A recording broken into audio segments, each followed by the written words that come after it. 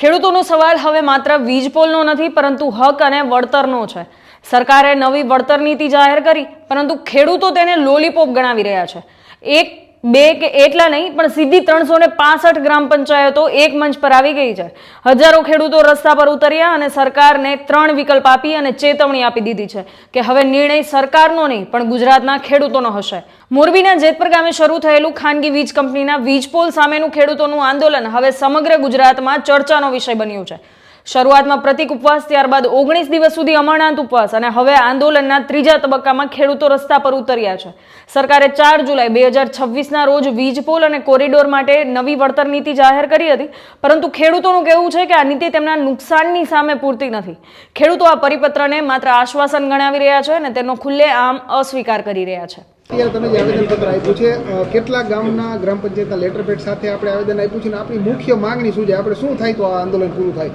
એ અત્યારે કાલે રાતે 8 વાગ્યા સુધીમાં 365 ગામડાના પંચાયતના લેટર પેડ ઉપર લોકોએ આ પરિપત્ર અમાન્ય છે એવું લખિતને આપેલું છે। 365 ગામના છે અને તે સિવાયના પણ અઢળક આવેલા છે, એ અટેચ નથી થયા આજે અને રાતે 8 વાગ્યા પછી।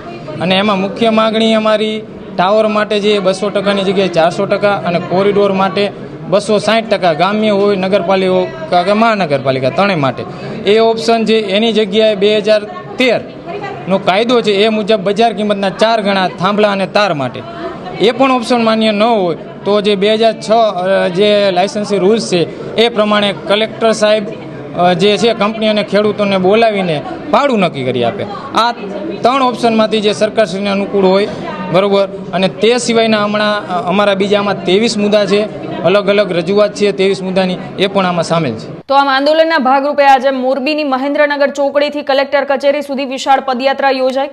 માત્ર મોરબી જ નહીં પરંતુ આસપાસના જિલ્લાઓમાંથી પણ મોટી સંખ્યામાં ખેડૂતો તેમાં જોડાયા। ખેડૂતો સાથે કુલ 365 ગ્રામ પંચાયતોના લેટર પેડ પણ રજૂ કરવામાં આવ્યા, જેમાં સરકારના નવા પરિપત્રનો લેખિત વિરોધ નોંધવામાં આવ્યો છે। ખેડૂતોનું સ્પષ્ટ કહેવું છે કે જ્યાં સુધી યોગ્ય વળતર નહીં મળે ત્યાં સુધી ખેતરોમાં વીજ પોલ ઊભા કરવાની મંજૂરી નહીં મળે। તમે આવેદનપત્ર માટે આપવા માટે આવ્યા હતા, શું તમે કંપની પાસેથી ઈચ્છો છો, શું હોવું જોઈએ? આ કંપનીને 25 થી 30 વર્ષ માટે લાયસન્સ આપેલું છે, તો 25 થી 30 વર્ષ પછી શું કરવાનું? આ મુદ્દો કોઈ પરિપત્રમાં ઉલ્લેખ કરેલો નથી, તો હવે શું 25 વર્ષ પછી આ થાંભલા કે તારને કાઢી નાખવામાં આવશે કે 25 વર્ષ પછી આ ખેડૂતોને જે અત્યારે વળતર આપવામાં આવે છે એ પાછું ફરી વળતર આપવામાં આવશે? તો કે પછી કે અમારે આ જ કરવાનું, 25 વર્ષ પછી વળી પાછો સત્યાગ્રહ અમારે પાછું આંદોલન કરવાનું?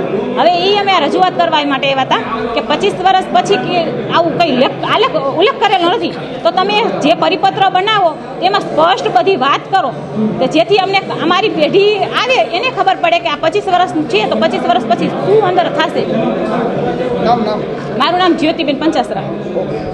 આંદોલન સમિતિના સભ્ય નેહુલ અમૃતિયાના જણાવ્યા મુજબ સરકાર સમક્ષ 3 સ્પષ્ટ વિકલ્પ મૂકવામાં આવ્યા છે। પહેલો વિકલ્પ છે વીજ પોલના ટાવરના બેઝ માટેની જે જગ્યા છે એની બજાર કિંમતના 400% વળતર અને કોરિડોર માટે ગ્રામ્ય, શહેર તેમજ મહાનગરપાલિકા વિસ્તારમાં એક સરખું 260% વળતર ચૂકવવાની માંગ છે।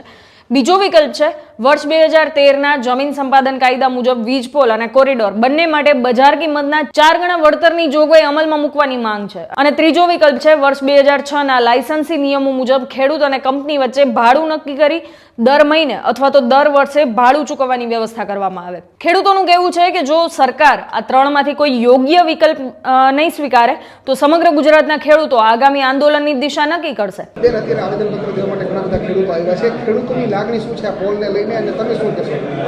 આ ખેડૂતોની લાગણી, એક તો પોલ તો કોઈ પણ ખેડૂતોને પોલ કે તાર જોતા જ નથી, કેમ કે એમાં જીવનો જોખમ ઘણો છે। અમે અમારી પેઢીને વારસામાં જમીનની સાથે સાથે જોખમ આપીએ છીએ અને જોખમ છે, અને પ્લસમાં બીજું કે પરિપત્રમાં કોઈ પણ જાતની ક્લિયરિટી નથી કે 25 વર્ષ પછી આ પોલ કે તાર હટાવી લેવામાં આવશે કે પાછા અહીંયા રાખવામાં આવશે કે પાછું અમને કાંઈ વળતર આપવામાં આવશે, એનો કોઈ પણ જાતનો ઉલ્લેખ નથી। એટલે અમારી ભાવિ પેઢી જે આવે છે એને આના જ વસ્તુ અને આના જ સત્યાગ્રહમાં લડવાનું, એટલે અમે બિલકુલ અમને માન્ય નથી કે જે આ તાર અને વીજ પોલ ઊભા થાય છે। મારું નામ મિત્તલબેન છે। આ પદયાત્રામાં મહિલાઓ સહિત અંદાજે 2000થી વધુ ખેડૂતો જોડાયા। જય જવાન જય કિસાનના નારાઓ સાથે મોરબીના રસ્તાઓ ગુંજી ઉઠ્યા। ખેડૂતોની એક જ માંગ છે, પહેલા યોગ્ય વળતર અને ત્યારબાદ જ ખેતરમાં વીજ પોલ ઊભા કરવાની કામગીરી. ખેડૂતોનું કહેવું છે કે વળતર ચૂકવ્યા વગર કોઈ પણ કંપનીને ખેતરમાં પ્રવેશવા દેવામાં નહીં આવે. બીજી તરફ જિલ્લા કલેક્ટર સ્વપ્નિલ ખરેએ ખેડૂતોને વિશ્વાસ અપાવ્યો છે કે સરકારની નવી નીતિ હેઠળ ખેડૂતોને યોગ્ય વળતર મળશે અને MRCની રચના બાદ વળતરની પ્રક્રિયા પૂર્ણ થયા પછી જ ખેતરોમાં કામગીરી શરૂ કરવામાં આવશે. શું વાત છે કે તમે શું આપશો રજૂઆત કરો? જેતપુરના જે ખેડૂતો છે એમની વિવિધ માંગણીઓને ધ્યાને લઈને સરકારશ્રી દ્વારા ખૂબ જ સંવેદનશીલતા રાખીને વિસ્તૃત પરિપત્ર કરવામાં આવ્યું છે, જેમાં વિવિધ માંગણીઓ જે છે એનો સમાવેશ થઈ ગયેલું છે. ખેડૂતોની માંગણી મુજબ માર્કેટ રેટ કમિટીની રચના કરવામાં આવી છે, જેમાં ખેડૂતના પ્રતિનિધિને પણ રાખવામાં આવ્યા છે.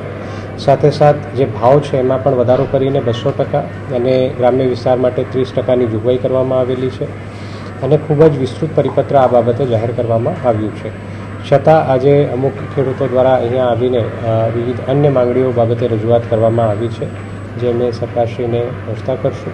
પણ સાથે આપના વતી મને તમામ ખેડૂતોને પણ મારી વિનંતી છે કે જે સરકારશ્રીનો પરિપત્ર છે એ ખૂબ જ સારું અને ખેડૂતોના હિતમાં છે.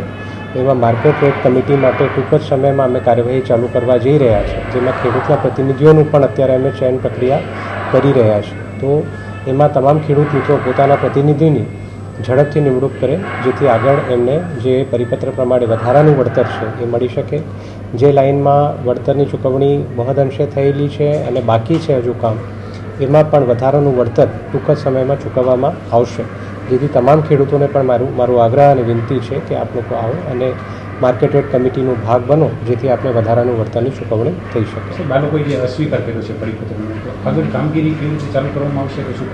જે મેં આપને કહ્યું કે માર્કેટ રેટ કમિટીની રચના કરવામાં આવેલી છે, જેમાં 3 લોકો છે, જેમાં સરકારશ્રી અર્થાત અમારું જે વેલ્યુઅર છે એ રહેશે, જે ટ્રાન્સમિશન કંપની છે એમના એક વેલ્યુઅર રહેશે અને જે ખેડૂત મિત્રો છે એમના તરફથી જે પ્રતિનિધિ છે એ જે પણ વેલ્યુઅરની નિમણૂક કરે એ 3 લોકો હશે.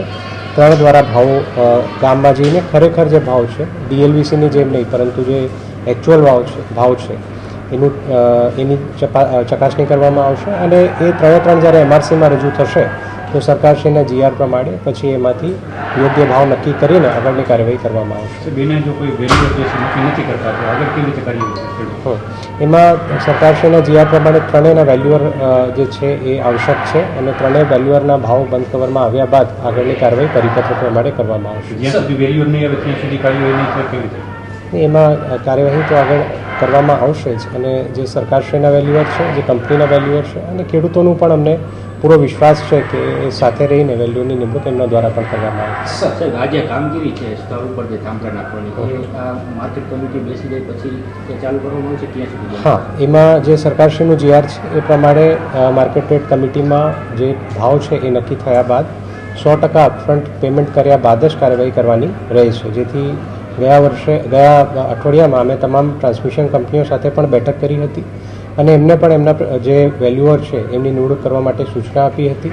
એમની વેલ્યુઅરની નિમણૂક થાય, સરકારશ્રીના વેલ્યુઅરની નિમણૂક થાય અને ખેડૂતોના વેલ્યુઅરની નિમણૂક થાય, ભાવ નક્કી થાય, 100% પેમેન્ટ ખેડૂતોને ક્રેડિટ થાય, એના પછી જ કામગીરી કરવાની રહેશે. એ સૂચના બહુ સ્પષ્ટપણે અમે જે તમામ ટ્રાન્સમિશન કંપનીઓ છે એમને પણ આપી છે.